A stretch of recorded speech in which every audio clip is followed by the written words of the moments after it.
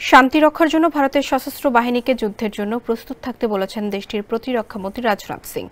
বক্তব্যে ভারতের প্রতিরক্ষামন্ত্রী বাংলাদেশ প্রসঙ্গ তুলেছেন। কেন বাংলাদেশ প্রসঙ্গে এলো তা নিয়ে উদ্বেগের চাইতে বেশি অবাক হয়েছে ঢাকা।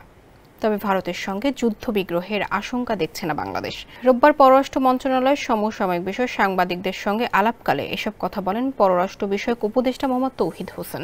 শান্তি রক্ষার জন্য ভারতের সশস্ত্র বাহিনীকে যুদ্ধের জন্য প্রস্তুত থাকতে বলা বাংলাদেশের জন্য উদ্বেগের কিনা জানতে চাওয়া হয় পররাষ্ট্র উপদেষ্টার কাছে।